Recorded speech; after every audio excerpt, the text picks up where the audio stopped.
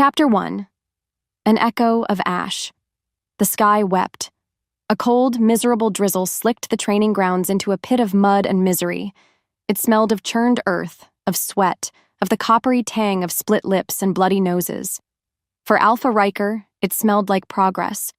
He stood beneath the ancient skeletal branches of a great oak, motionless as a statue carved from granite and fury.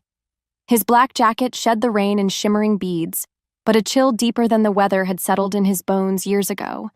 Before him, his warriors fought, not with the calculated grace of a spar, but with the desperate, ugly snarls of a real fight. Bone cracked against bone. A younger wolf, barely out of his teens, went down with a wet gasp, clutching ribs that were definitely broken. Riker's eyes, the color of a storm-tossed sea, narrowed on the victor. Kale. Big, strong, and sloppy. He moved without a sound. The mud didn't dare suck at his boots.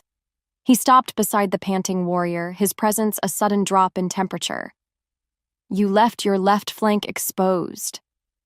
Riker's voice was a low rumble, devoid of heat, which made it all the more terrifying.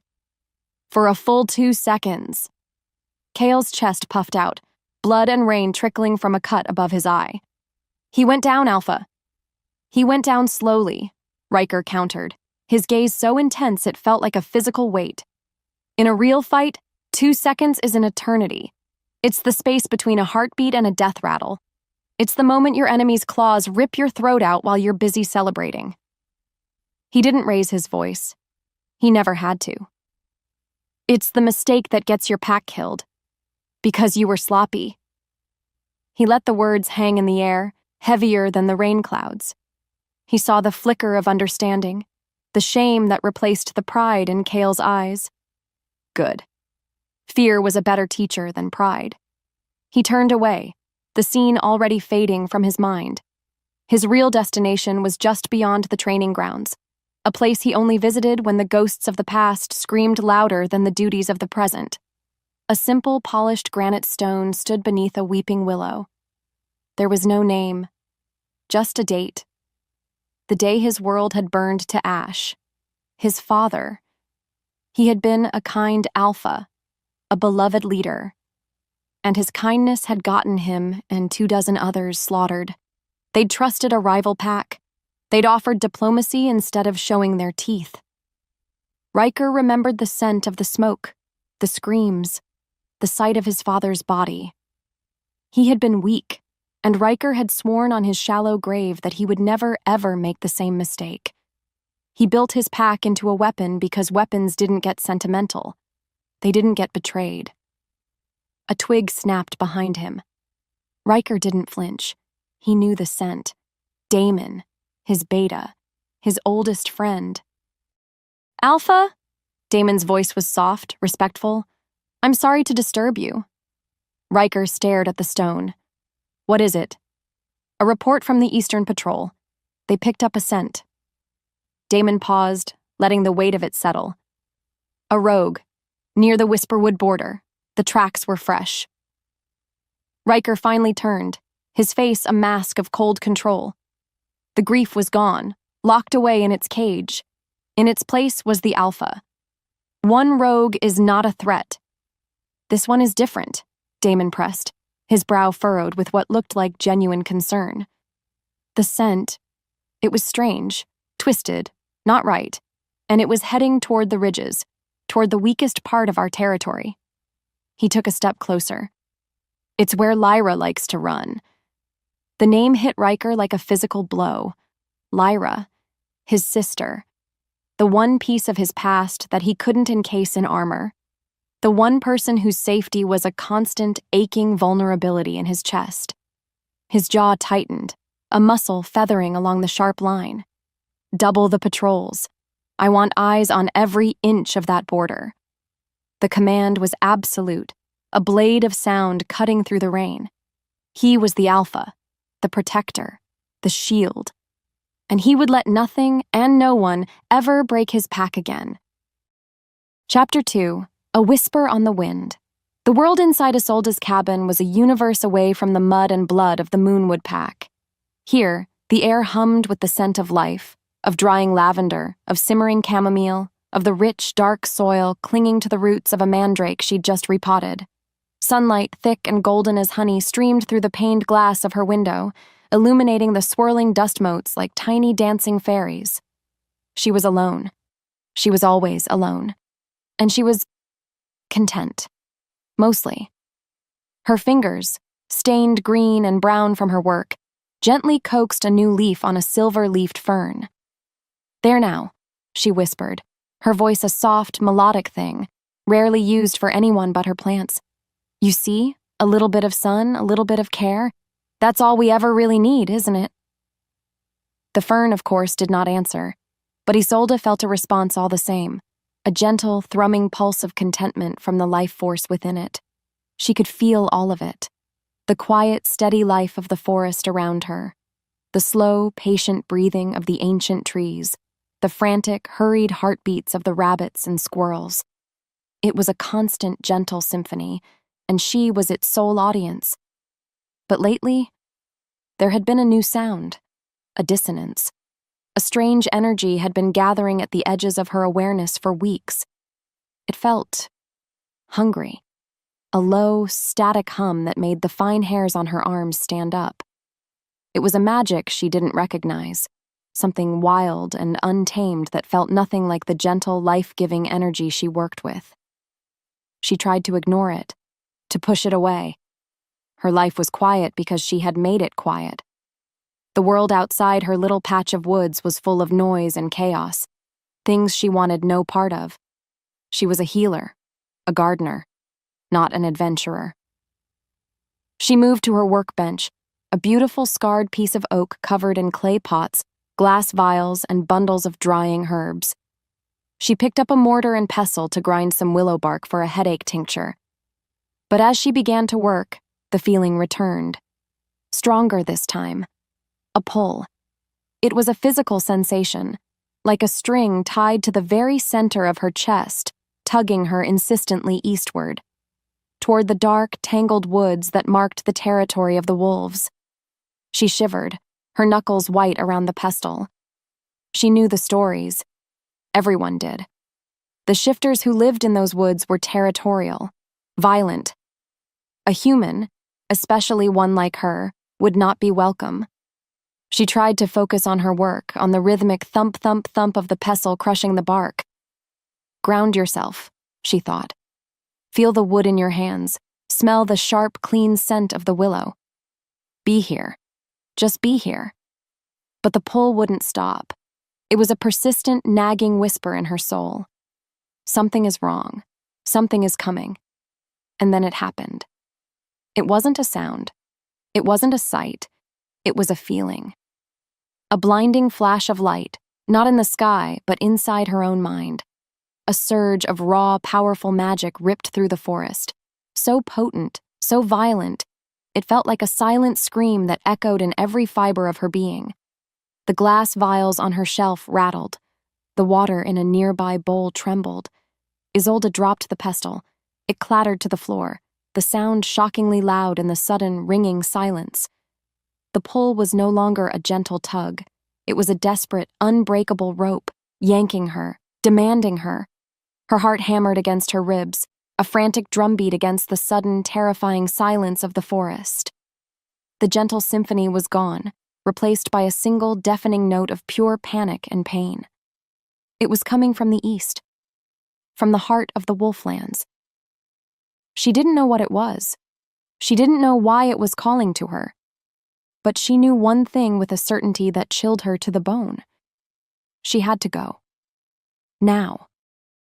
Chapter 3. A Scent of Blood and Lies. Panic was a luxury Alpha Riker had forbidden himself years ago, but as his enforcer, Marcus, stood panting in the doorway of the council room, his face the color of ash, Riker felt the cold, familiar coils of it tighten around his heart. What? The word was a crack of a whip. It's Lyra, Alpha, Marcus choked out. She went for her run. She hasn't returned. The world narrowed to a single point. Lyra. Out there. With a rogue wolf on the loose. The carefully constructed walls around his emotions didn't just crack, they vaporized. He was moving before Marcus finished the sentence, a blur of shadow and fury, his long strides eating up the ground. He shoved past the enforcer, his mind a roaring vortex of a single desperate thought. Find her. He hit the edge of the woods at a dead sprint, his senses exploding outward. The scents of pine and damp earth were overwhelmed by what he was truly searching for. There. Faint, but unmistakable. The unique scent of his sister, a mix of wildflowers and the subtle metallic tang of the rare illness that made her wolf weaker than it should be. It was the reason he was so damn protective, because she couldn't always protect herself. His most trusted trackers were right behind him, Damon at his side, his expression a grim mirror of Riker's own terror. They followed the trail, a path of crushed leaves and snapped twigs. It was erratic, uneven. She'd been running hard. Was she running for pleasure? Or from fear? Please, Moon Goddess, not from fear. Then, the unthinkable happened. The trail just stopped. One moment, her scent was there, a fragile thread in the tapestry of the forest. The next, it was gone, as if she had simply vanished into thin air. How? Riker's voice was a raw growl. How is that possible? His trackers exchanged confused, frightened glances. One of them, an old wolf named Elias, shook his head, his face pale. I've never lost a scent like this. It's like it was scrubbed from the air. It's not natural. Riker's wolf clawed at the inside of his skin, a raging beast demanding to be let out. He wanted to tear the forest apart, tree by tree, until he found her. Helplessness was a poison, and he could feel it seeping into his veins. This was exactly what his father had felt. This paralyzing terror. This failure. Over here! Damon's voice cut through his spiraling thoughts. Riker turned. His beta was 20 yards away, kneeling by a thicket of thorn bushes. He pointed to the ground. There's another trail. Fainter, but I smell blood. Riker was there in a heartbeat, his heart threatening to pound its way out of his chest. He dropped to his knees. Damon was right. The scent was different, muddled.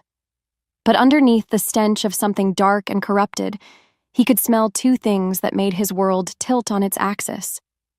Lyra's blood, and the cloying, sweet smell of unfamiliar magic. Witchcraft, Elias spat, the word a curse. No wolf could do this. This is dark magic. She was taken. The pieces clicked into place with horrifying speed. The rogue, the unnatural, twisted scent Damon had mentioned. The trail that vanished. The new one, laced with magic and his sister's blood. It was a calculated attack. An abduction. The rogue was just a distraction, or maybe a weapon wielded by someone far more dangerous. The trail leads this way, Damon said, his voice grim and steady. Toward the outer territories. Riker's mind was a storm of rage and grief. His carefully controlled world had been shattered, and his only focus was the person responsible. He would find them. He would make them pay. He would unmake their entire world and salt the earth where it once stood. This was his fault. He hadn't been strong enough, hadn't been vigilant enough. He'd let this happen. Again. They moved fast, a silent hunting party driven by their alpha's cold, simmering fury. The fabricated trail was a breadcrumb path of rage, leading them deeper into the woods, away from where Lyra had actually escaped. It led them toward a small, isolated clearing, and in the center of that clearing, smoke curled lazily from the chimney of a small stone cabin. The scent of that strange magic was thick here, clinging to the air like a shroud. It poured from the little house, a beacon of everything he now hated. His trackers slowed, looking to him for orders. But Riker didn't stop. His vision tunneled. All he saw was that cabin. All he smelled was the magic that had stolen his sister. He didn't feel the branches that whipped at his face. He didn't feel the burn in his lungs.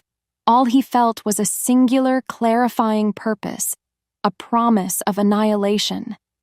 He broke through the last line of trees, and a roar ripped from his throat. a sound that was not human, a sound of pure, undiluted alpha rage. It was a promise of the vengeance he was about to unleash upon the witch inside. Chapter 4. A Vow of Vengeance, A Scent of Fate. The roar was the sound of a soul tearing itself apart. It ripped from Riker's throat, a promise of death that echoed through the unnaturally quiet clearing. He didn't use the handle. His shoulder met the thick oak of the cabin door, and the world exploded in a shower of splinters and torn hinges. He was inside, a predator unleashed. His only thought was to find the witch who had taken his sister, to feel her life break beneath his hands. He saw a figure, a woman, her eyes wide with terror, small, fragile. He lunged, and then it hit him. The scent. It wasn't the cloying magic he'd smelled on the trail. This was something else, something that bypassed his rage and struck him straight in the soul. It was the smell of old books and dried lilac, of fresh rain on warm earth, of a crackling fire on a winter night. It was the scent of home, a home he'd never known he was missing. His wolf, the beast of fury and vengeance he'd nurtured for years, reared up inside him. Not with a snarl, but with a howl of pure, agonizing recognition. Mine. The word was a brand on his heart. Mate. His lunge faltered. He froze mid-stride, his muscles locked, his body caught in a war he didn't understand. His mind, the Alpha's mind, screamed at him. It's a trick, a glamour. She's using her magic to fool you. Kill her. But the wolf wept. Ours. Protect. Safe. Claim. His stormy eyes locked on hers. He saw not a cunning witch, but a terrified woman. A woman with eyes the color of moss after a long rain. Then he saw it. Past her, on a small cot in the corner of the room. Lyra. Not broken. Not bleeding out. She was sleeping. A deep, peaceful sleep. A poultice of green herbs was carefully spread across the gash on her leg, and the angry red of the wound was already fading. She was safe. She was healing. The two realities crashed together in his head with the force of a tidal wave. The woman he had come to execute was the one destined to be his. The witch he had blamed for Lyra's abduction was the one who had saved her. Nothing made sense. The rage that had been his fuel for a decade sputtered, leaving behind a hollow, aching confusion. Who was this woman, and what had she just done to his world? The sound that shattered Isolde's quiet life was a sound from a nightmare, a roar that was more beast than man. Before she could even process it, her front door ceased to exist. It blew inward, ripped from its frame by a force of nature disguised as a man. He filled the space, a giant of muscle and shadow, his face a mask of such pure, murderous rage that her breath caught in her lungs. His eyes, they were the color of a winter storm, and they were fixed on her with the promise of absolute destruction. This is how I die, she thought, a strange, calm certainty settling over her terror. He moved, a blur of deadly grace. She braced for the impact, for the snap of bone, the end of everything. But it never came. He stopped just a few feet away, his body rigid, a war playing out across his handsome, terrifying features. The rage in his eyes was still there, but it was diluted. Something else was fighting its way to the surface. A flash of gold, a flicker of shock and pain. Isolde felt a bizarre jolt in her own blood, a hum that seemed to answer the thunder rolling off of him. A connection. It was insane. It was impossible. But it was there. She had felt him before he ever arrived. She started, her voice a pathetic little squeak. Your sister, she was hurt. I found her at the edge of the woods. I helped. He didn't seem to be listening. His gaze was locked on her, but it was as if he were seeing two different things at once. The monster, and something else entirely. Finally, his gaze flickered past her, to Lyra sleeping on the cot. He saw his sister, safe.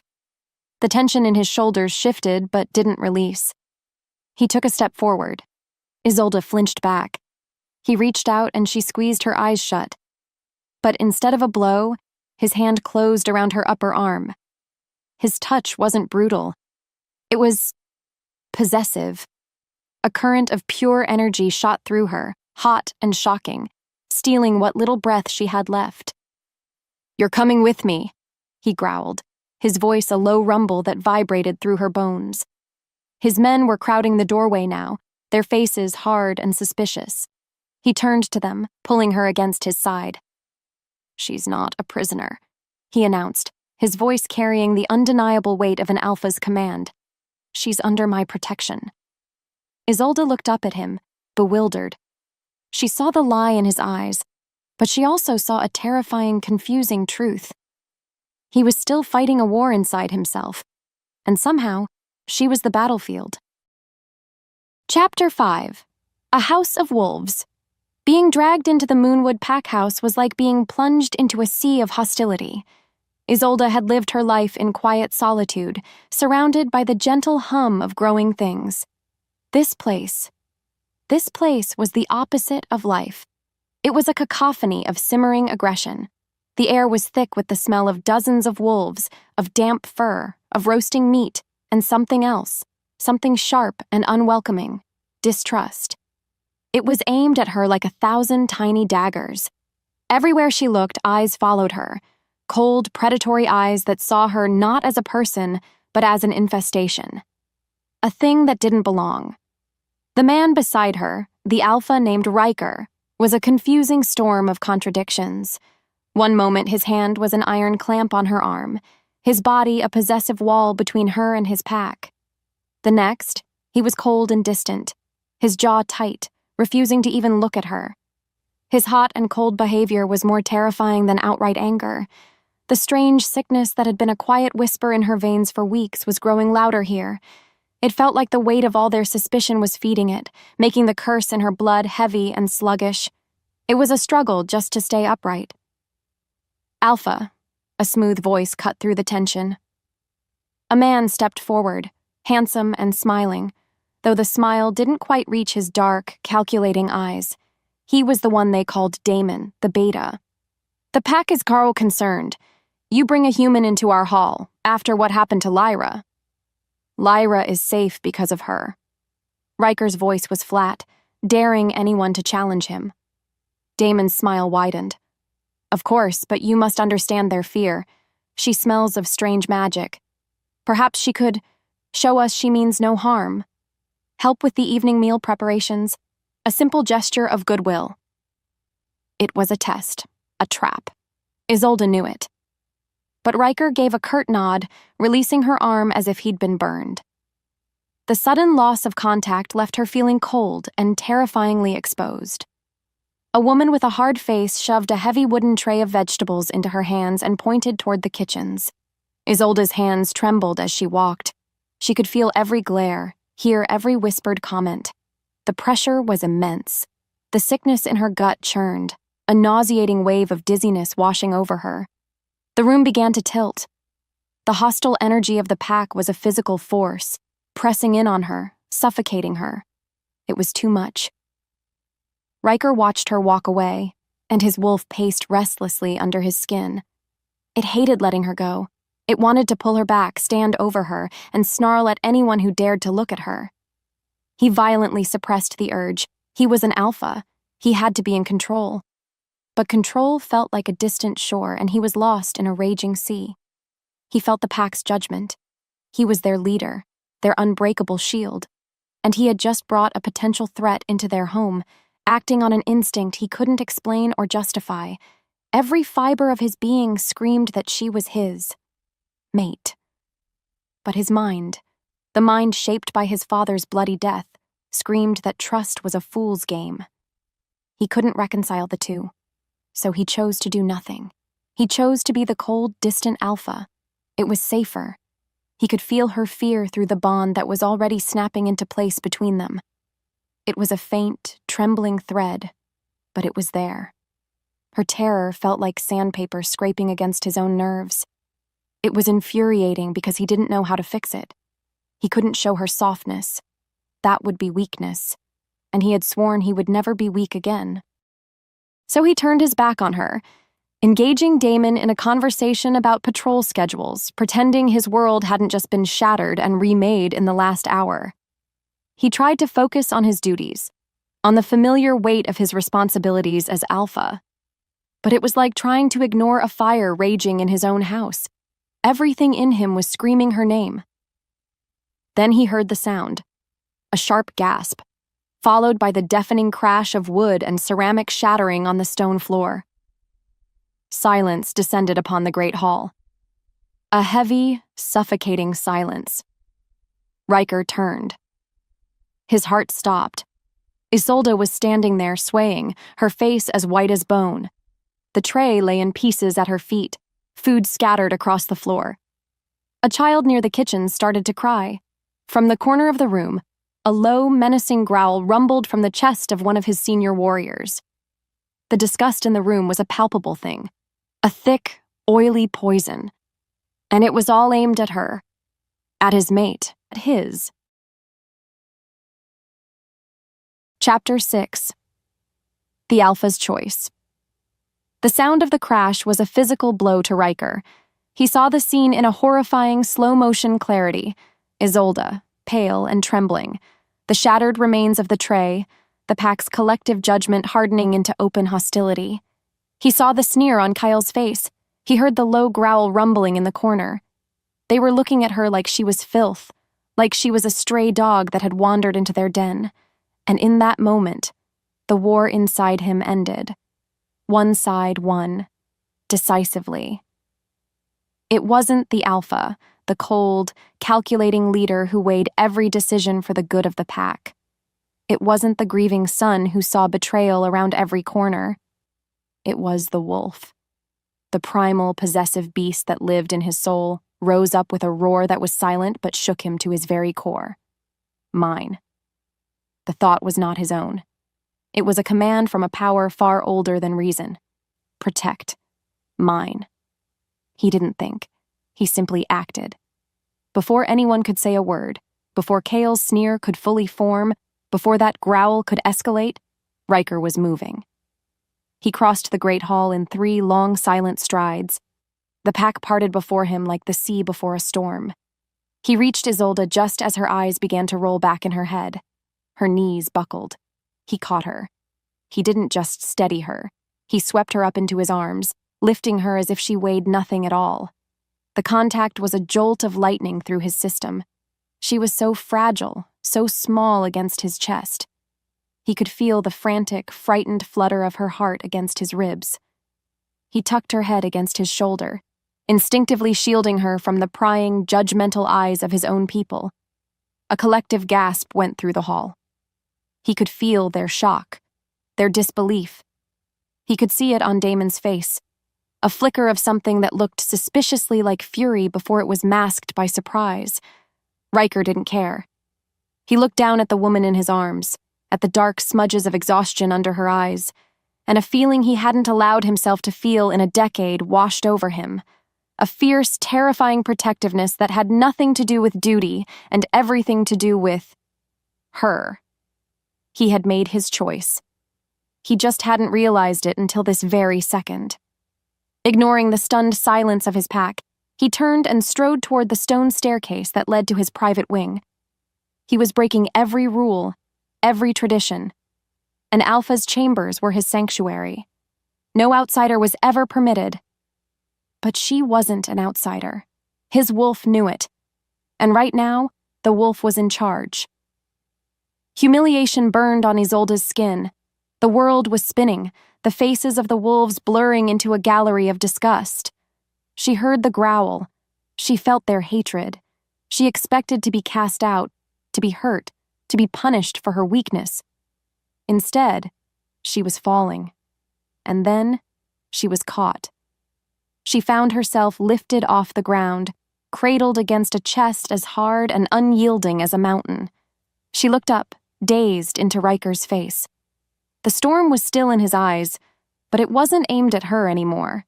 It was aimed at the world, at anyone who dared to threaten her. She saw something there she never would have expected. Pure, undiluted possession. She felt the shock ripple through the room as he carried her. She was the fuse. He was the flame. And they had just started a fire in the heart of his pack. The dizzying weakness was overwhelming, the curse a leaden weight pulling her down into darkness. She could only cling to him, the one solid thing in her collapsing world.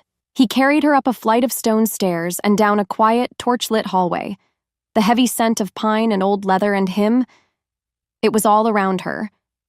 He stopped in front of a massive oak door and pushed it open with his shoulder. He carried her over the threshold. The door clicked shut behind them, the sound echoing in the sudden, profound silence. The noise of the pack, the weight of their hatred, the tension of the hall. It all vanished. It was just them. He didn't put her down immediately. He just stood there in the center of the vast, fire-lit room holding her. The air between them crackled, thick with unspoken questions and a raw, undeniable energy. The strange connection she'd felt in her cabin, the hum in her blood, it was no longer a whisper, it was a deafening roar. It was the only thing she could hear in the entire world, and it was terrifying. And it was beautiful. Chapter 7. Cages of Stone and Skin. The heavy oak door clicked shut, and the sound was as final as a prison gate slamming. The sudden, suffocating silence in the room was a living thing. It pressed in on Isolde from all sides. For a long moment, Riker just stood there, holding her, his chest a solid wall of muscle and heat. The air between them was electric, a storm of things unsaid, of feelings unnamed. It was fear, it was confusion, and it was something else.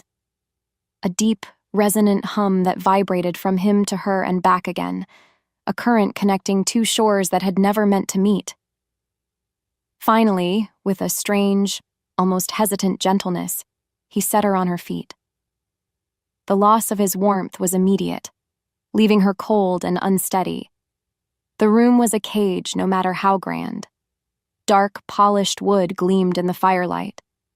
The scent of old leather, of wood smoke, of him, filled every corner.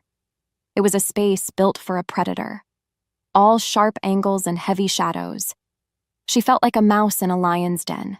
Her fear was a frantic bird beating its wings against her ribs. She needed space. She needed to breathe air that wasn't saturated with his overwhelming presence. She took a clumsy step back, then another, her eyes wide as she scanned for exits that weren't there.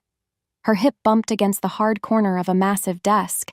A sharp sting of pain shot up her arm. "Don't!" His voice was a low growl, rough as gravel. She froze, thinking he was angry at her for touching his things. But when she dared to look at him, the rage was gone from his eyes. In its place was something else, an intense, focused darkness that was somehow more unsettling. His gaze was fixed on her arm. Riker watched her retreat, and it felt like a physical blow. The wolf inside him whined, a pathetic, wounded sound. It wanted to close the distance, to pull her back, to surround her with his scent and promise her she was safe. But the Alpha, the man built from the ashes of his father's failure, held him in check. He couldn't be soft. He couldn't be weak. This woman was a mystery, a witch. She healed his sister, but the trail of dark magic led straight to her door. Who was she? Was she a trap sent by his enemies? He needed answers. He needed to be the interrogator, the judge, the executioner if necessary. He was supposed to be in control, but the scent of her, the feel of her small frame in his arms, it was shredding his control, piece by painful piece. Then he saw her stumble. He saw the flash of pain on her face.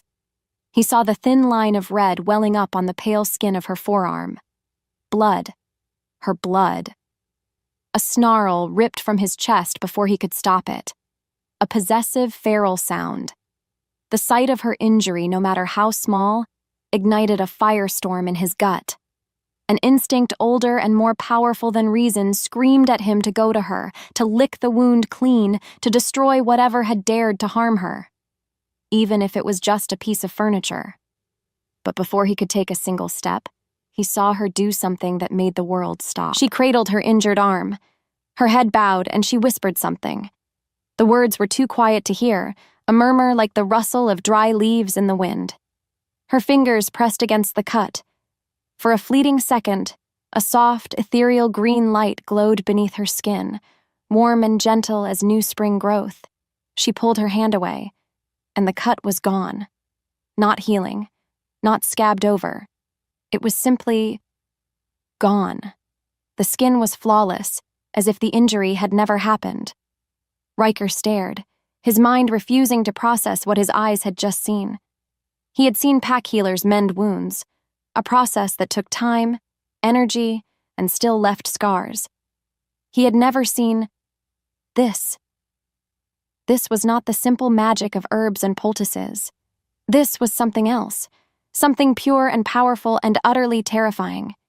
His suspicion and a reluctant, dangerous sense of awe crashed together inside him. The open loop of her mystery had just become a chasm. What was she, and what did a creature with power like that want with him and his pack? Chapter 8. A Whisper of Hope. The days that followed crawled by in a state of tense, unspoken truce. They shared the same vast space, but lived in different worlds. Riker buried himself in pack business, poring over maps and patrol reports at his great desk, using the weight of his duties as a shield against the woman who was a constant, unnerving presence in his sanctuary. He was the Alpha, and this was a problem he could not solve with his teeth. Because he couldn't bring himself to harm her, and he couldn't bring himself to trust her, Isolde became a ghost in his chambers. She moved with a quiet grace, never speaking unless spoken to, which was never. She would sit for hours by the window that overlooked the forest, a deep, painful longing in her moss-green eyes. He could feel her loneliness through their bond, a dull ache behind his own ribs. It was a constant distraction, a weakness he couldn't afford. He watched her from the corner of his eye, the memory of that strange green light playing over and over in his mind. Their fragile stalemate was shattered by a frantic pounding on his chamber door. "Alpha Riker!" Riker was on his feet in an instant, a growl rumbling in his chest. "Enter!" The pack's elder healer, a wizened old wolf named Alara, burst in. Her face, usually so calm, was a mask of panic and grief. "It's Reese, Kale's boy. The fever came back, Alpha. It's burning through him. None of our remedies are working. He's fading." Riker felt a familiar, cold dread wash over him. Helplessness. The same feeling that had choked him as he watched his father's pack fall apart. To be an Alpha, to be responsible for every life under your protection, and to be powerless to save one. It was the cruelest kind of failure. He could already hear the soft, heartbroken sobs of the pup's mother from down the hall. His gaze, against his will, flickered to Isolde. She had risen from her seat by the window, her hands pressed to her mouth, her eyes wide with a familiar, aching empathy. He saw the healer in her. He saw the same instinct that had moved her to save his sister, and he remembered the light. Isolde heard the words, fever, fading, not working. Her entire being, every instinct she possessed as a healer, screamed in response. She knew the signs. A fire that burned from the inside out, consuming a life before it had even truly begun. She also knew the remedies, not the harsh medicines of the wolves, but the gentle, persistent magic of the earth. She watched the mighty Alpha Riker, and for the first time she didn't see a monster. She didn't see her captor. She saw a man being crushed under the weight of his crown. The pain on his face was so raw, so real. It resonated with a deep, forgotten part of her own lonely soul.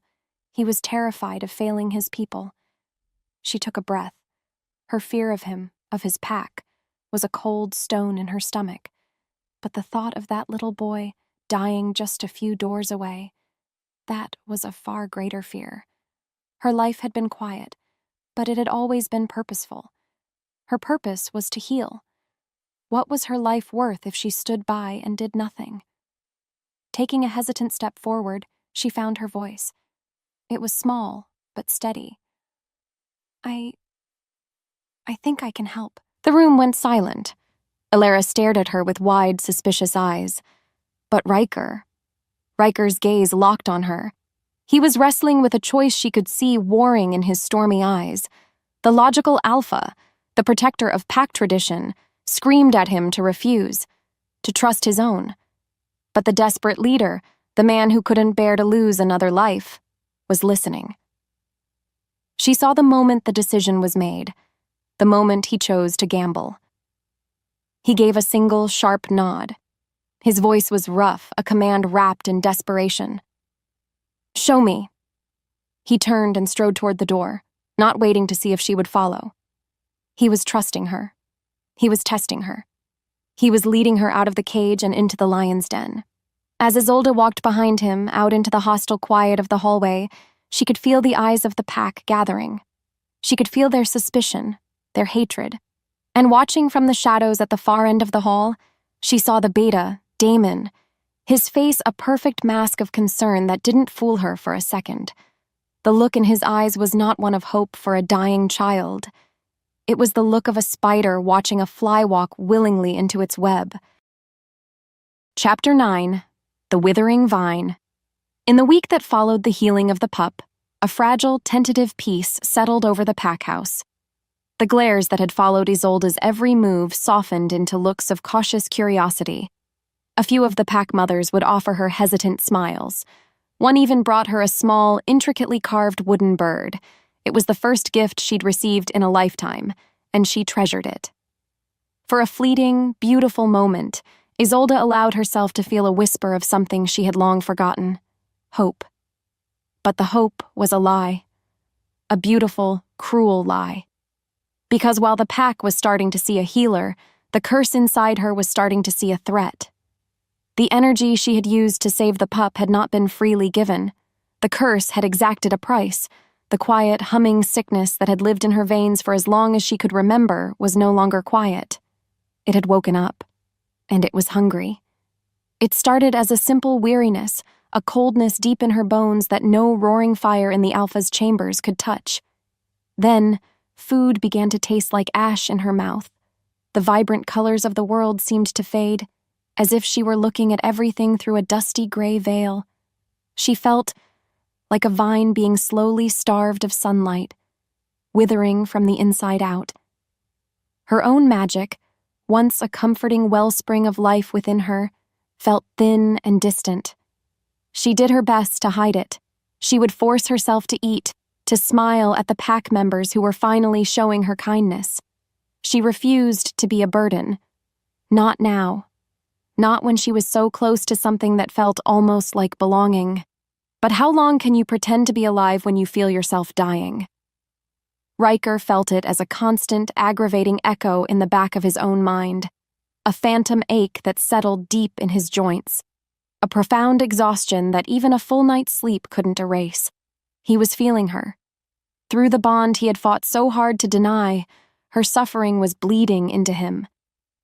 He watched her across the room, a book resting unread in her lap. She was paler than she had been a week ago. The subtle glow of life that had first captivated him was dimming, and the shadows under her eyes were like faint purple bruises. His wolf, the part of him that had already accepted her completely, was in a state of constant low-grade panic. It paced the confines of his soul, whining with a worry that scraped his nerves raw. His control, the ironclad discipline he had built his entire life around, was fraying. He found himself snapping at his warriors over minor infractions. His patience, already thin, was non-existent. He was a storm cloud looking for a place to break, because he was utterly, terrifyingly helpless, and he hated it. "She needs to eat more," he'd growled at Alara, the pack healer, 2 days ago. The old wolf had simply shaken her head, her eyes full of a pity that infuriated him. "It is not a malady of the body, Alpha. Her spirit is fading. Our tonics and herbs can't touch a thing like that." Her spirit was fading. The words haunted him. He didn't understand what they meant, but they filled him with a cold, primal fear he hadn't felt since the night his father died. He was losing her, this woman who had crashed into his life like a meteor, this witch who was his mate. He was losing her, and he didn't even know what he was fighting against. He was in the pack's library, ostensibly reviewing trade ledgers, but his focus was shot. He could feel her just down the hall, a flickering candle in a rising wind. Then the flicker became a spike of pure, unadulterated agony through the bond. It was so sharp, so sudden, it felt like a physical knife in his gut. He shot to his feet, the heavy oak table rattling. The ledger tumbled to the floor. He didn't notice. He was already moving, drawn by the invisible string of her pain, his heart hammering against his ribs with a single desperate thought. Isolde. He burst into the small study where she sometimes sat. He was just in time to see her rise from her chair, her face a mask of shock and pain before her legs gave out from under her. The world went black at the edges for her, a final, silent scream echoing in her soul as she fell. He crossed the room in a single, desperate lunge, catching her before she hit the unforgiving stone floor. Her body was terrifyingly light, trembling violently in his arms like a snared bird. Her skin was as cold as a winter grave, and in that moment, Riker knew. This wasn't a sickness. This was a poison, and it was stealing the life from both of them. Chapter 10. The Alpha's Heart Panic. Raw, undiluted, animalistic panic. It was an emotion Riker had long considered a fatal weakness, an indulgence he had ruthlessly purged from himself. But as he held Isolde's limp, cold body, it consumed him. Her breathing was a shallow, pathetic whisper against his chest. Her life was guttering out like a candle flame, and all he could do was watch. "Alara!" His roar was a desperate, broken thing. "Get in here! Now!" He carried her back to his chambers, his long strides frantic. He laid her down on the dark furs of his bed, and the sight of her, so pale and still against the black fur, shattered the last remaining pieces of his iron control. This was not a witch's trick. This wasn't a test. This was death, a patient predator, circling his mate. And all the power of his alpha title, all the strength of his pack, all the fury he possessed, it was useless against it. In that moment, everything else burned away. The suspicion, the resentment of the bond, the years of trauma that taught him to trust no one. It all turned to ash. And from those ashes rose a single, terrifying, undeniable truth. He loved her. He didn't know how. He didn't know when. But he loved this quiet, gentle witch with a ferocity that eclipsed the sun, and he was not going to let her go. His wolf howled in his soul, a sound of pure, heart-wrenching grief. But beneath the grief was a desperate, ancient knowledge. A legend. A myth whispered about only in the oldest of tales. The ultimate sacrifice. An alpha could pour their own life force, their own raw power into another. It was a gamble that could shatter his own soul, leaving him a husk, or it could kill them both. He didn't hesitate. A life without her wasn't a life. It was just a continuation of the gray, empty hell he'd been living in since his father's death. He knelt beside the bed. He placed his hands on her chest, right over her faintly beating heart. He closed his eyes. He reached deep inside himself, past the rage, past the grief, to the core of his power, the living, breathing heart of the Alpha. And with a guttural cry that was both a prayer and a command, he pushed. Isolde was drowning. She was sinking into a cold, silent, black ocean. The curse was a chain of ice wrapped around her soul, pulling her down into a peaceful, welcoming oblivion.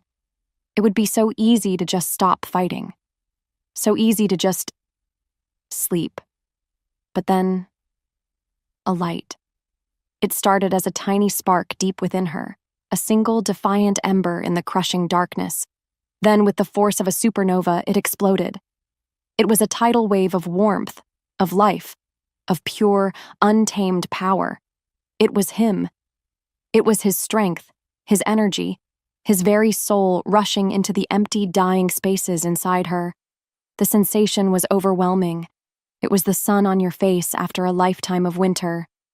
It was the first clean breath after nearly drowning.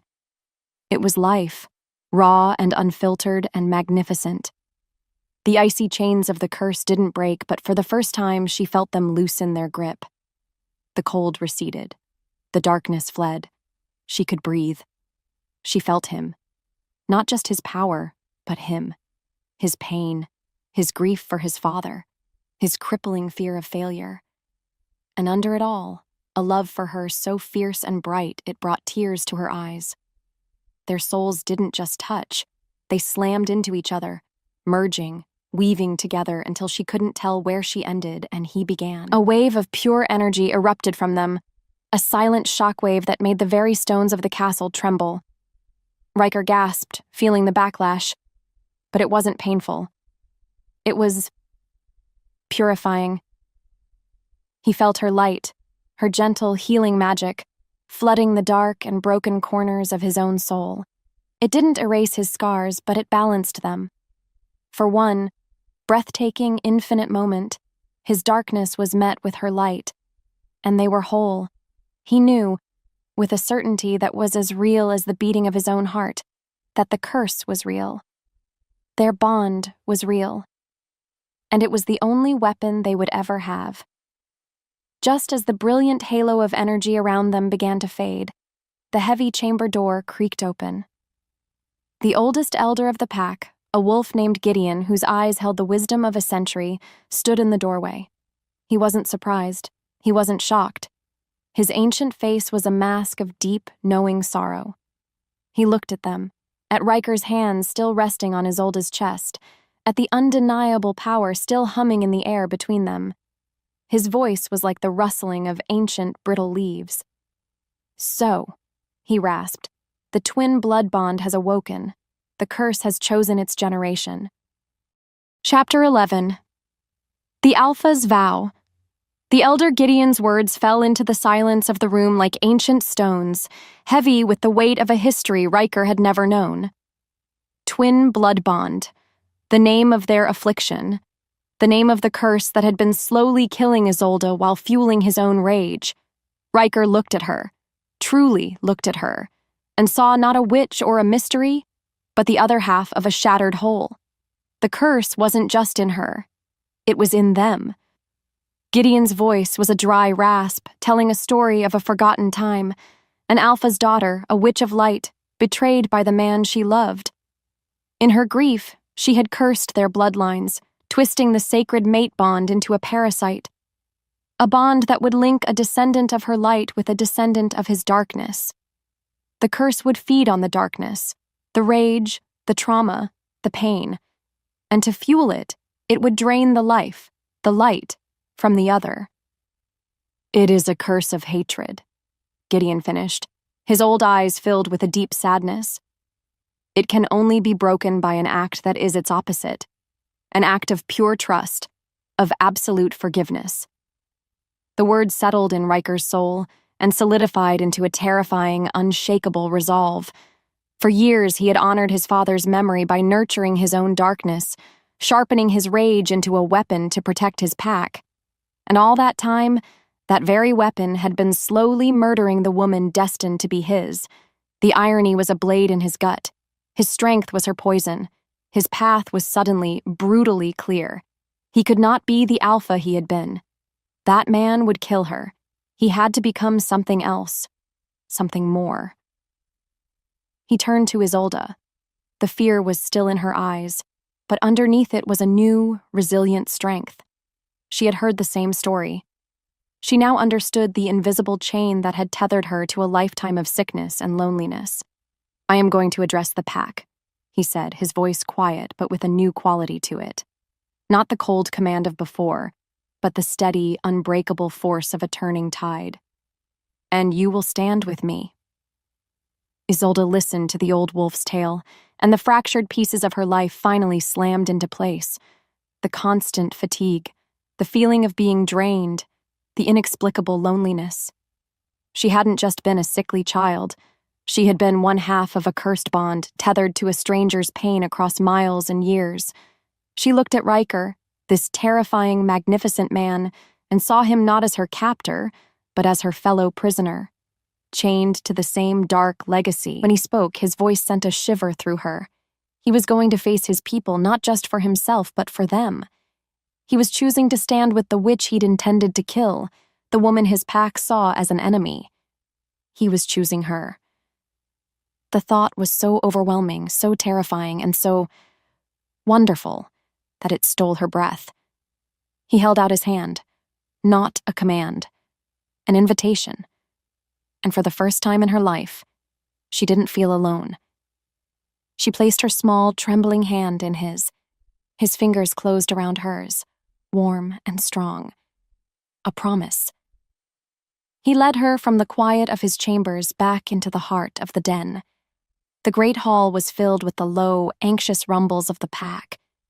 They had felt the surge of power from his room, and it had put them on edge.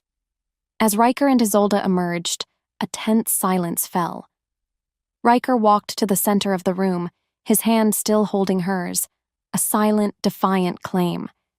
He stood before them, not just as their alpha, but as a male protecting his mate. His voice rang with a power no one had ever heard from him before. "You have questions," he began, his stormy gaze sweeping over his people. "You feel a shift in the air. You are right to be wary, but you are wrong to be afraid." He lifted their joined hands. "This is Isolde. She is not our enemy. She is my fated mate." A wave of shocked murmurs rippled through the crowd. "She is your Luna," he continued, his voice rising, cutting through the noise. "We have been bound together by an ancient curse, a curse that has been a shadow on this pack for generations. It is the source of the sickness that has plagued our bloodline, and it is the reason I have been the alpha I have been." It was a confession, a moment of pure, shocking vulnerability. "My strength has been feeding this curse, but no longer. We will not be ruled by this shadow. We will not be victims of the past. We will face this together. We will break it. I will protect her, and she will heal us." He looked down at Isolde, and for the first time, he let his pack see the fierce, undeniable love in his eyes. It was a vow, a public, unbreakable vow. In the back of the crowd, Damon watched, his face a perfect mask of impassive loyalty. But his eyes were chips of black ice, burning with a cold, murderous fury. His carefully laid plans were turning to dust. The alpha was healing. The key was bonding with him. It was all going wrong. As the pack stared, stunned into a mixture of awe and confusion, Damon slipped away, a ghost fading into the shadows of the hallway. He had one last card to play. A poison for a poison. Chapter 12. The Poisoned Well. The dawn that followed Riker's vow brought with it not hope, but a new kind of terror. The pack was in turmoil, a sea of confused whispers and anxious glances. Some looked at Isolde with a newfound respect, others with a deeper, more profound fear. But their internal debate was cut short by a cry of alarm from the courtyard. Wolves were sick. Not the lingering illness of the curse, but a violent, fast-acting sickness that left them weak and trembling, their breath coming in ragged gasps.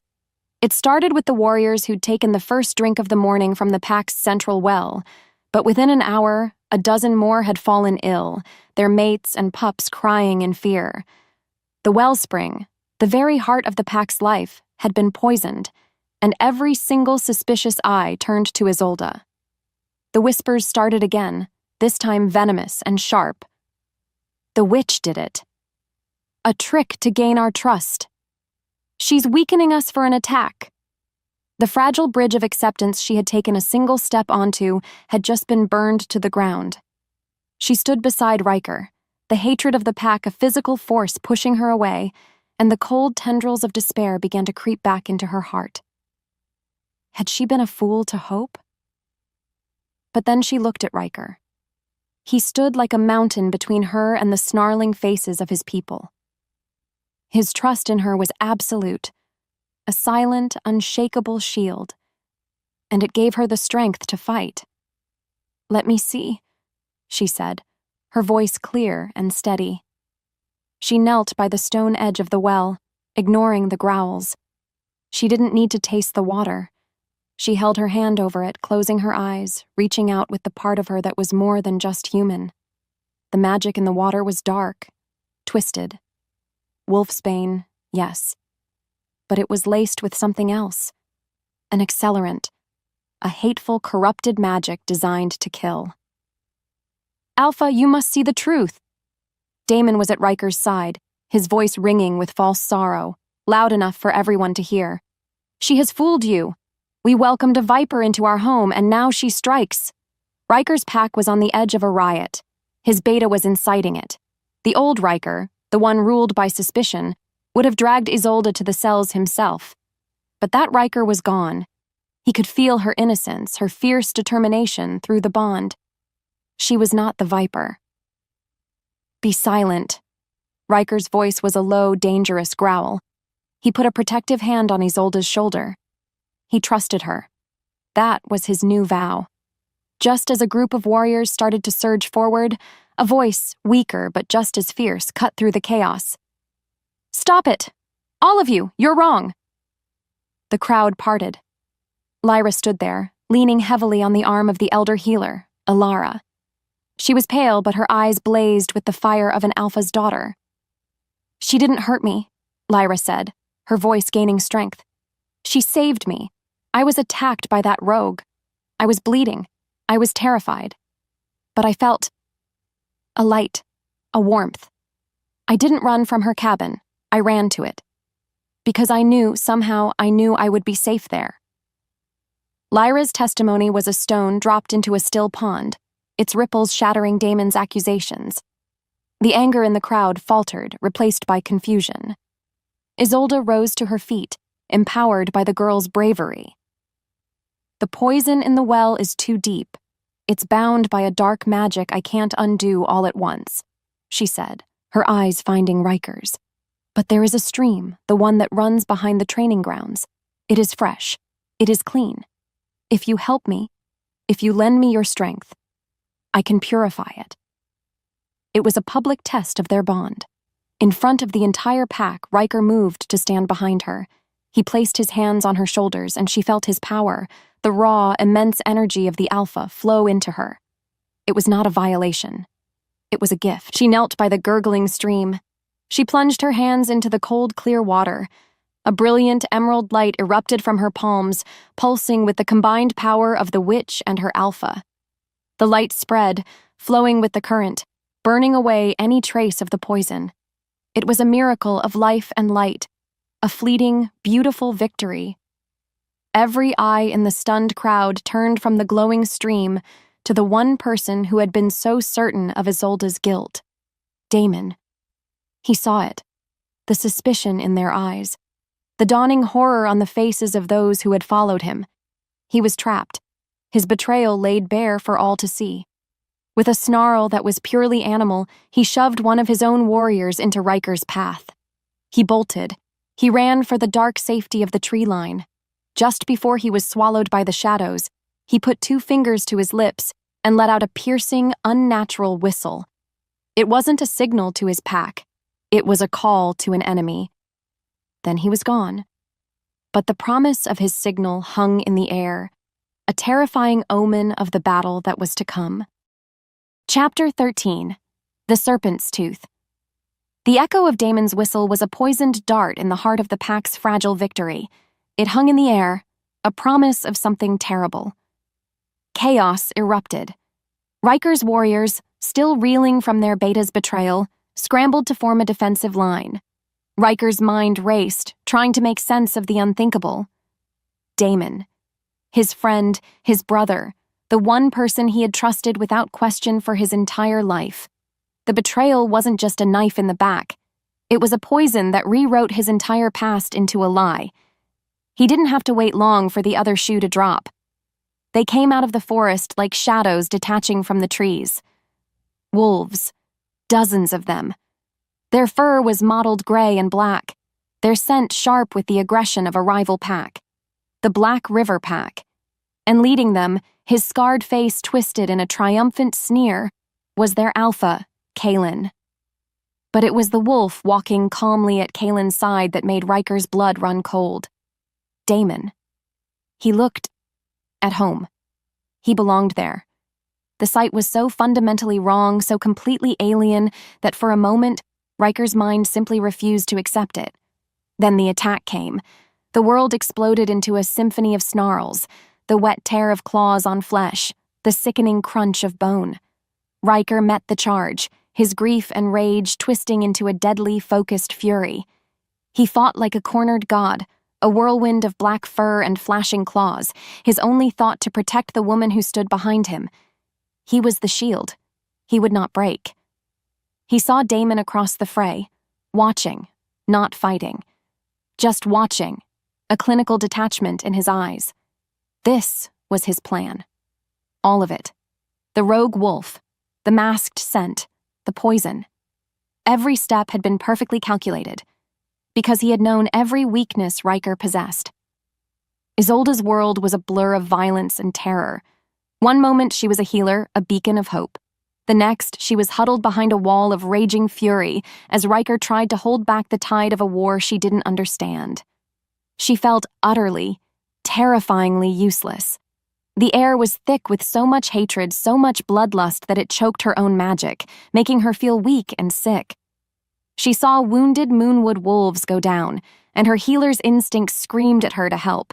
She tried to focus, to summon the gentle green light, but it was like trying to light a candle in a hurricane. The sheer brutality of the scene was a poison to her gentle power. The fighting seemed to swirl around a central point of calm. Riker, Kaelin, and Damon, the traitor. As if by some unspoken signal, the chaos receded, leaving the three of them in a tense, snarling standoff in the center of the clearing. Riker's chest was heaving, his body covered in blood. Some his, some not. "Why?" he roared, the single word filled with a universe of pain and confusion. "I trusted you. You were my brother." Damon actually laughed. It was a cold, ugly sound, completely devoid of the warmth she'd once heard in it. "Brother?"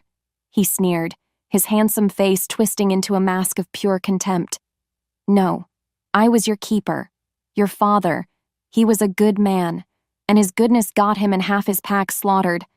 I watched you, a pup full of fire and grief, and I saw a perfect weapon, a leader who could be forged in hatred, who would never make the same mistake. I guided you. I sharpened your rage. I helped you become the cold, ruthless alpha this pack needed to survive." He took a step forward. "Everything was perfect. You were the fist, and I was the brain. But then she came." His cold eyes landed on Isolde, and she felt a chill that had nothing to do with the air. The little key, the witch from the prophecy destined to break the curse. You were supposed to kill her, but you felt for her. You started to heal. You were becoming your father all over again. Weak. Damon's final words were a dagger aimed straight at Riker's deepest wound. "I didn't betray you, Riker. I tried to save you from yourself, just like I tried to save your father when I told Kaelin's father exactly where he'd be that night." The confession hit Riker with the force of a physical blow. The betrayal was so absolute, so monumental, it shattered his reality. His father's death, his whole life, a lie. He stumbled back, his eyes wide with a pain that went beyond comprehension. And in that moment of weakness, Kaelin and his warriors struck, a blur of gray fur and flashing teeth. Riker tried to fight back, but his strength, his will, his very soul had been broken. He went down under a wave of bodies, a choked, defeated cry torn from his throat. Chapter 14. An Echo of Silence. The fighting stopped. As quickly as it had begun, an eerie, unnatural silence fell over the clearing, broken only by the pained whimpers of the wounded. Riker was on the ground, pinned beneath two of Kaelin's largest warriors, his face pressed into the dirt and blood-soaked leaves. He wasn't fighting back.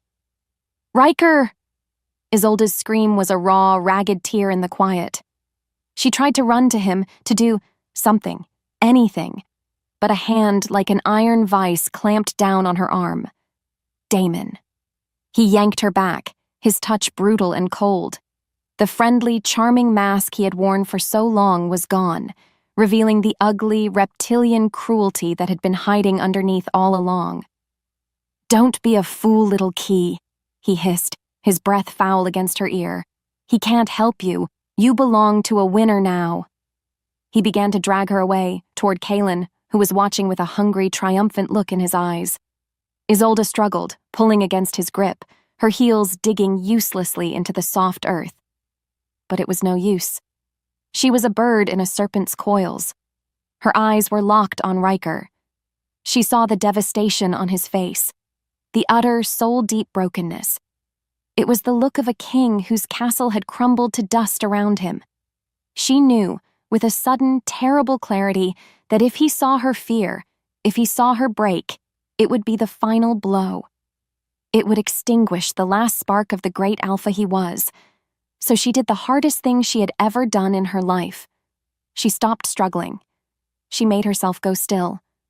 She lifted her chin, and into her moss-green eyes, she poured every last ounce of her will, her defiance, her stubborn hope, and her desperate, all-consuming love for him. Her look was not a plea for help. It was a command, a silent, screaming promise. "This is not the end. I will not break. So you are not allowed to either. Live for me." He could only watch, a pathetic, useless, broken thing on the ground. He heard her scream his name, and the sound was a brand on his soul. He saw Damon's filthy hands on her, and a helpless rage so profound it had no sound churned in his gut. He strained against the weight of the wolves pinning him, but his muscles wouldn't obey. His strength was gone, bled out not by wounds, but by the poison of Damon's words. "I told them where he'd be." The phrase echoed in the shattered ruins of his mind. His father's death wasn't a tragedy of weakness. It was a calculated assassination. And the man he called brother was the architect. His entire life, every brutal training session, every cold command, every sleepless night spent honoring a ghost, it had all been a lie. A grand, cruel puppet show. And Damon had held all the strings. He had failed. In the end, he was just as weak as he'd always believed his father to be. He had been outsmarted. He had been broken. He had lost his pack, his past, and now he was losing his mate. He met Isolde's gaze as they dragged her away. He was expecting to see the terror he felt reflected in her eyes. He was expecting tears, begging. Instead, he saw a fire. He saw a queen, not a captive. He saw a resolve so fierce and bright it momentarily stunned him. It was a look that didn't ask for rescue but demanded his survival. It was a tiny, impossible spark of light in a universe of absolute darkness. It wasn't enough to stop the despair that was rushing in to drown him. But it was something to hold on to as the water closed over his head. He watched until she disappeared between the dark, silent trunks of the trees. Her captors retreated, taking their victory with them. The Black River wolves released him, leaving him in a heap on the ground. Riker lay there, amidst the wounded and the dying, the sole survivor of his own private apocalypse. The world was muted, gray. The sounds of pain and grief from his pack were a distant buzz. For the first time since he was a pup, his wolf was silent. Not snarling, not howling, not pacing, utterly, terrifyingly still. It was crushed by a despair so total, so absolute it had no voice. He was truly, completely alone. A king of ashes. Chapter 15. The embers of a king consciousness returned not as a gentle dawn, but as a slow, agonizing crawl out of a deep, gray pit. Riker's first sensation was the scratch of a wool blanket against his cheek. His second was the profound, deafening silence in his own soul. The wolf was gone. Not dead, but dormant, buried under a landslide of despair so heavy it had snuffed out his inner fire. He was a king of ashes, and the taste of it was bitter in his mouth. He opened his eyes. He wasn't on the blood-soaked ground of the battlefield. He was in the healer's den, the air thick with the scent of dried herbs. Lyra was sitting in a chair beside his cot, her face pale and drawn, her eyes full of a pain that mirrored his own. The ancient elder, Gideon, stood by the window, his silhouette dark against the weak morning light. Riker tried to sit up, a groan of pure self-loathing escaping his lips. I failed, he rasped, the words a confession of his ultimate sin. I lost her. You lost a battle, boy, not the war. Gideon's voice was like stones grinding together. Though you are doing your damnedest to lose that too. The old wolf turned, his eyes piercing. Do you feel that emptiness? That hollowness in your spirit? That is the curse feeding. It feasts on your despair. Every moment you lie here, drowning in your failure, you are tightening its grip on her. You are becoming the poison that kills her. The words were brutal, but they were a spark in the suffocating darkness. Lyra moved to the edge of the cot. She knew you wouldn't give up, she whispered, her voice trembling. She opened her hand. Resting on her palm was a small, smooth river stone.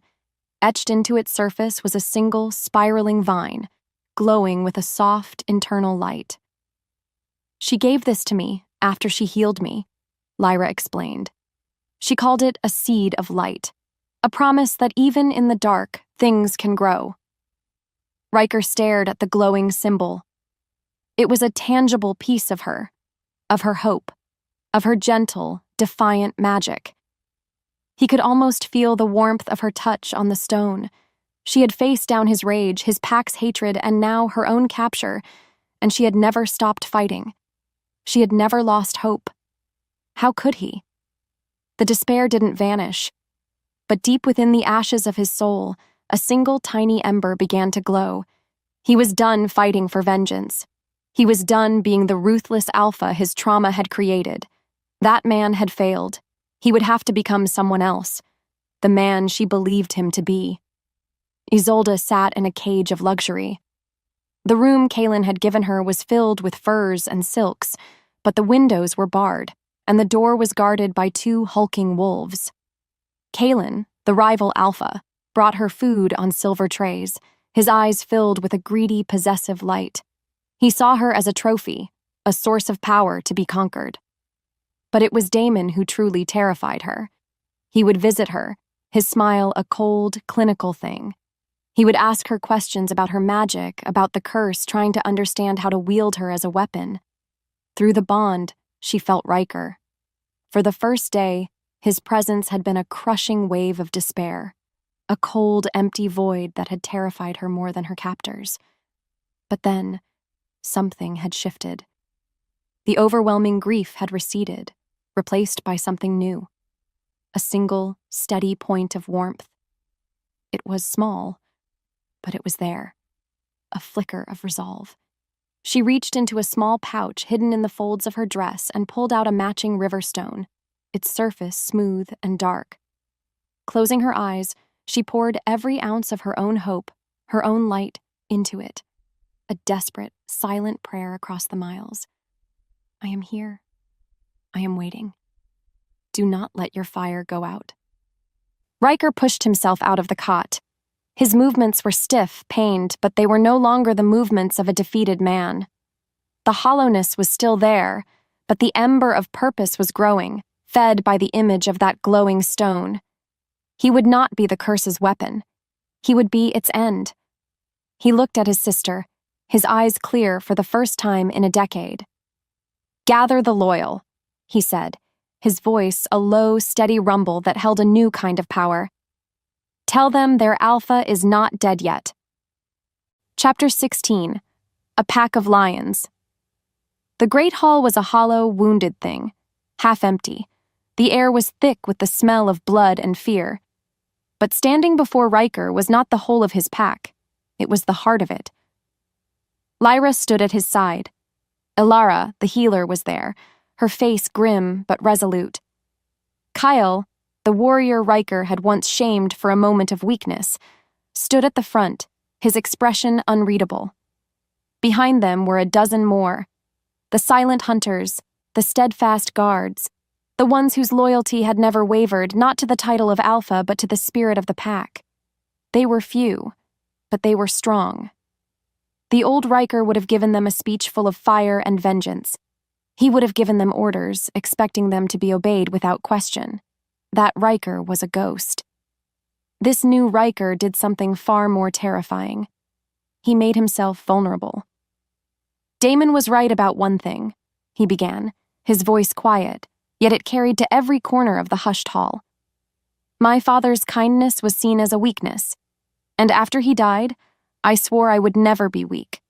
I built my reign on fear and rage, because I believed it was the only way to keep you safe. He took a breath, meeting the eyes of each wolf before him. I was wrong. He told them everything, about the twin blood bond, about the curse that fed on his darkness and drained Isolde's light.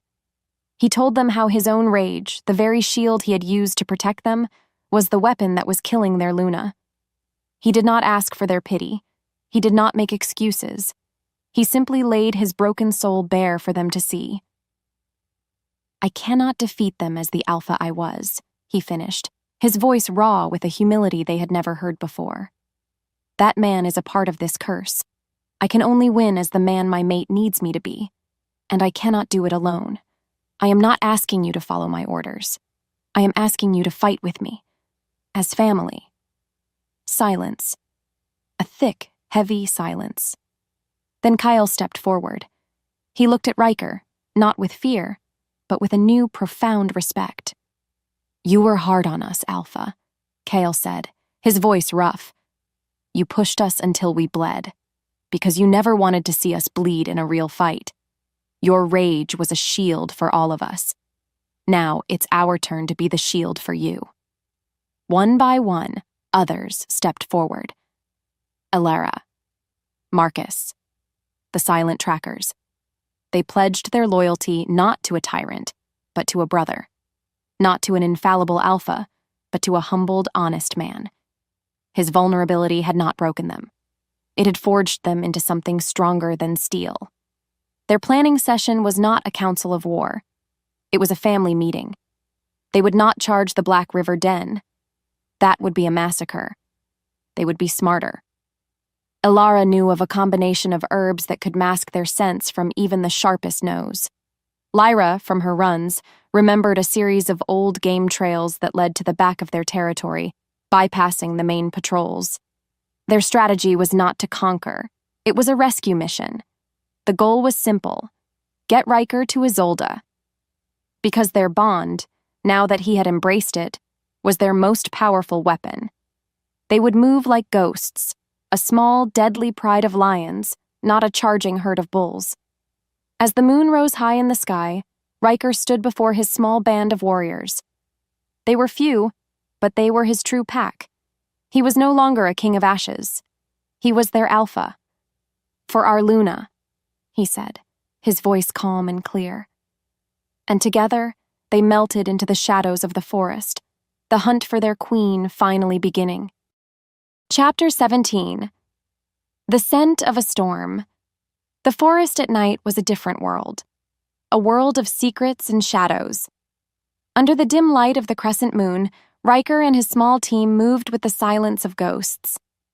The herbs Elara had given them worked like a charm, cloaking their scents in the smells of damp earth and crushed pine, rendering them invisible to any patrols. For the first time in 10 years, Riker's mind was completely, utterly clear. The constant, simmering rage that had been his companion for so long was gone. In its place was a calm, cold focus. A perfect clarity. Every snap of a twig, every rustle of a leaf, every shift in the wind was a piece of information he processed with an efficiency he had never known. His rage had made him strong, yes, but this purpose, this made him lethal. They crossed the invisible line that marked the border of the Black River Pack's territory. The air changed. It felt heavier, tainted with the scent of aggression and old blood. And then he caught it. It was faint, a mere whisper on the wind, but it was as unmistakable to him as his own heartbeat. Lilac and old books. Isolde, his wolf, silent for so long, stirred within him. Not with a roar, but with a low, deep hum of pure focus. But her beautiful scent was tangled with something else, the foul, coppery stench of Kalen's ambition. And underneath it all, the sickly, sweet smell of decay that always seemed to cling to Damon. The combination didn't ignite Riker's rage. It did something else. It chilled his resolve, hardening it from fiery purpose into something as pure, sharp, and unbreakable as a diamond. He knew what he was fighting for. He knew what he was fighting against. And he knew, with every fiber of his being, that he would not fail. He was getting closer. Isolde was a doll in a box, a pretty silent thing for her captors to observe. Kaelin would parade her through his great hall, showing her off like a prize. Damon would continue his quiet interrogations, his questions becoming more pointed, more dangerous, as he tried to pry the secrets of her magic from her mind. "The curse makes you a key little witch," he'd said, his voice a silky threat. "But a key is useless if you don't know which lock it opens. Tell me." She resisted. She built walls of quiet defiance in her mind. She gave them nothing. Her strength came from the bond. The crushing despair that had flooded her connection to Riker was gone. In its place, she felt a steady, determined warmth, a beacon in the darkness. It was no longer a desperate ember. It was a growing flame. He's coming. The knowledge was a secret she held in her heart, a shield against their threats and their promises. She was sitting by the barred window of her room, looking out at the moon, when she felt it. A sudden sharp pulse through the bond, a flare of his presence. He was no longer miles away. He was close, so close. Hope, so fierce and sharp it was almost a pain, flooded her. "Hurry," she prayed, her hand clutching the smooth, dark stone in her pocket. "I'm here." Riker and his team crept to the edge of the tree line. Before them lay the Black River encampment. It was a fortress. A rough-hewn wall of sharpened logs encircled a compound of hastily built structures. Guards patrolled the perimeter, their snarling faces illuminated by the flickering torchlight. In the center of it all was the Alpha's lodge, a large, brutish building from which the scent of Isolde, Kaelin, and Damon emanated most strongly. The odds were impossible. Suicidal, even. A dozen wolves against 50 or more. But Riker felt her. He felt her sudden spike of hope through the bond, a silent answer to his arrival. It was a call, a confirmation, a plea. She was in there. She was waiting. He looked at Kael, at Marcus, at the handful of loyal warriors who had followed him into the heart of the enemy's den. He saw no fear in their eyes, only the same grim, diamond-hard resolve that he felt in his own soul. They were outnumbered. They were outmatched. But they would not be outfought. He raised his hand, the moonlight glinting off his claws. He gave the silent, simple signal. Advance. Chapter 18. The Heart of the Curse. The night exploded in chaos. On the far side of the Black River encampment, a storehouse erupted in a brilliant plume of fire, a diversion orchestrated with perfect timing. Shouts of alarm and confusion split the air. In that moment of distraction, Riker and his lions moved. They were a blade of shadow and purpose, slicing through the disorganized defenses, their goal singular and absolute. The Alpha's lodge. Riker was the tip of the spear. He didn't roar. He didn't waste energy on displays of rage. He was a silent, focused storm. He burst through the heavy doors of the lodge, his eyes instantly finding her. Isolde. She was flanked by 2 hulking guards, their hands clamped on her arms. Standing before her, a smug, possessive look on his face, was the rival Alpha, Kaelin, and beside him, the serpent himself, Damon. "Right on time," Damon sneered. Kaelin let out a low, rumbling growl. "You are a fool to come here, Moonwood. You are outnumbered. Your pack is broken." "My pack is stronger than you could ever imagine." Riker's voice was a low, calm promise of violence. He charged. Kaelin met him, a clash of 2 alphas that shook the foundations of the room. They were a blur of claws and teeth, a brutal dance of power. But Riker was not the same wolf he had been. His movements were not fueled by the wild, sloppy rage of his past. They were precise, controlled. Every block, every strike had a purpose, to close the distance to his mate. He was a shield, not a berserker. "He's mine," a familiar voice snarled. Kael, Riker's warrior, slammed into Damon, intercepting the traitor before he could flank his alpha. Their own bitter battle erupted in the corner of the room, a personal vendetta finally being settled. Isolde felt the eruption of violence, and the curse inside her screamed with delight. It was a creature of hatred, and this was its feast. She felt the ancient, vengeful spirit of her ancestor rise up, whispering poison in her soul. Hate them. Let them destroy each other. This is justice. The darkness was seductive, a comforting blanket of old pain. But through the bond, she felt something else. She felt Riker. It wasn't the storm of his old rage. It was a steady, warm, and unwavering light. A love so pure and focused, it was a shield against the encroaching shadows. He was fighting for her, not for vengeance. He was protecting, not punishing. And in that moment, she knew what she had to do. You couldn't fight a shadow with more shadows. You had to turn on the light. She closed her eyes, shutting out the physical battle raging around her. She turned her focus inward, to the ancient, wounded spirit of the betrayed witch who had started all of this. Instead of fighting it, instead of building walls against its pain, she opened her heart to it. She didn't try to silence the ancestor's grief. She listened. She felt the sting of betrayal, the agony of a broken heart, the bitter poison of a love curdled into hatred. And she answered it not with defiance, but with a wave of pure, unconditional empathy. I understand, she thought, the message a gentle whisper across the centuries. You were hurt, but your pain has become a cage for others. It is time to let it go. It is time to heal. She sent a wave of forgiveness flooding back through the bloodline. Forgiveness for the man who had betrayed the witch, forgiveness for the centuries of pain, and forgiveness for herself, for a lifetime of loneliness she hadn't understood. It was the key. A light, brilliant and pure white erupted from her. It was not a violent explosion, but a gentle, silent wave of pure grace. It washed through the room, through the walls, through every person present. The curse, a thing forged of shadow and hatred, could not exist in its presence. It didn't scream or fight. It simply dissolved, like a bad dream upon waking. Kaelin, whose own dark power had been secretly amplified by the ambient hatred of the curse, suddenly faltered. The unnatural strength drained from his limbs, leaving him confused and suddenly mortal. In that split second of weakness, Riker moved. He disarmed the rival Alpha, slamming him to the ground, his claws at Kaelin's throat. But he did not kill. The white light faded, leaving the air in the room feeling clean, fresh, and new. The battle was over. Riker shoved Kaelin aside and rushed to Isolde, his heart in his eyes. Chapter 19. Scars and Salves.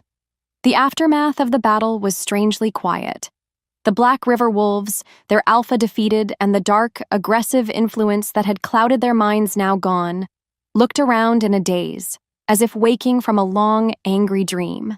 Riker's small, loyal pack moved with quiet efficiency, disarming their rivals and tending to the wounded, on both sides. It was the first official act of Riker's new reign, but Riker saw none of it. His world had narrowed to the woman standing in the center of the room, her spirit shining brighter than any star. He reached her, his hands hovering for a moment before gently cupping her face, his thumbs tracing the soft curve of her cheeks. "Are you all right?" he asked, his voice rough with emotion. "I am now," she whispered, her hand coming up to cover his. The bond between them was calm. The constant, painful static of the curse was gone.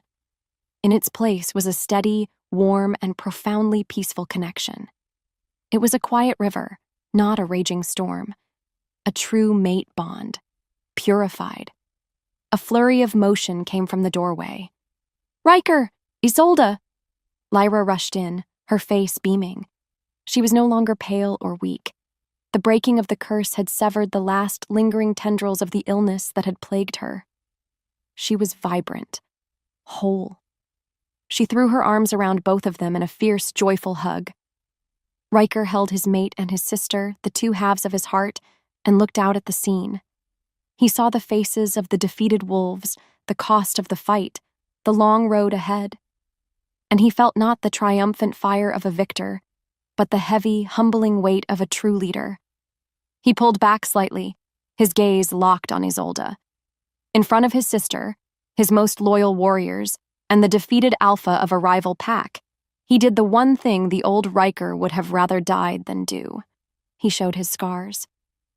"I'm sorry," he said, his voice clear and strong, leaving no room for misunderstanding. "I'm sorry for my blindness, for my rage, for ever treating you like a prisoner when you were the one who was here to set me free. I was a broken man, Isolde, ruled by the ghosts of the past, and your light, your strength, you saved me from myself."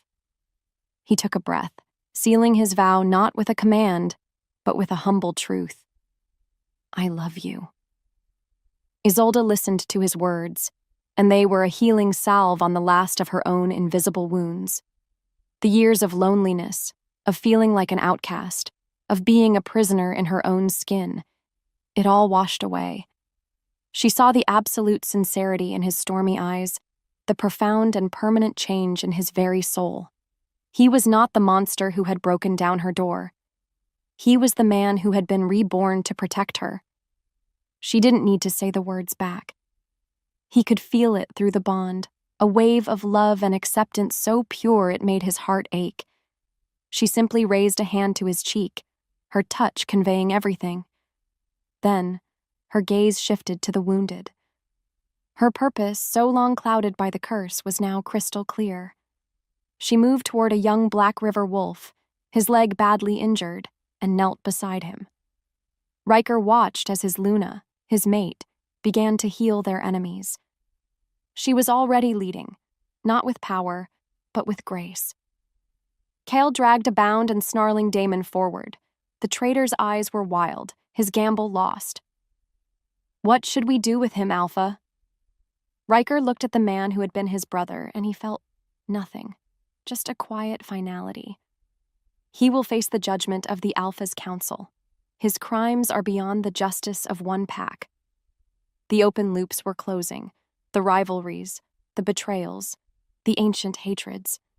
They were all ending right here tonight. All that was left was to build what came next. Chapter 20. The Rising Moon. A month later, the full moon shone down on a pack transformed. The air in the great hall of Moonwood was not filled with tension or fear, but with laughter and music. Pups tumbled and played on the furs, no longer flinching at every loud noise. Warriors who had once been rivals now shared drinks and stories. It was not a gathering of soldiers. It was a celebration of family. Riker stood on the Alpha's dais, Isolde's hand held firmly in his. He looked out at the faces of his people, and his heart was full. The ghosts were still there, but they were quiet now. Their pain was a part of his story, a scar that reminded him of the man he had been, not a wound that dictated the man he was. He was not an alpha of fear. He was an alpha of peace. He had finally brought his pack the safety his father had always dreamed of. Not just safety from attack, but the safety to be happy. Isolde stood beside him, her presence a calm, steady light. She was no longer an outsider. She was the heart of the pack. The wolves came to her not just for her healing touch, but for her gentle wisdom, her quiet strength. The profound loneliness that had been her only companion for her entire life had vanished, replaced by the warmth of 1,000 new connections. She looked at Riker, her mate, her partner, her love, and she knew she was finally, truly home. The bond between them was a quiet, beautiful song in their souls, a perfect harmony. Riker raised his hand, and a respectful silence fell over the hall. "Tonight," he began, his voice warm and resonant, "we don't celebrate a victory in battle. We celebrate a victory of the heart. We celebrate a new beginning." He squeezed Isolde's hand. "For too long, this pack has been guided by the shadows of the past, by my shadows. But our Luna has shown us a new way, a future built not on strength alone, but on trust, not on fear, but on compassion. Isolde stepped forward, her soft voice carrying a strength that commanded attention. "A scar is not a weakness," she said, her eyes finding Riker's. "It is a sign that you have healed. Our pack has many scars, but we are healing. Together." They stood together, two halves of a whole, their journey complete. He was no longer the ruthless alpha, and she was no longer the lonely witch.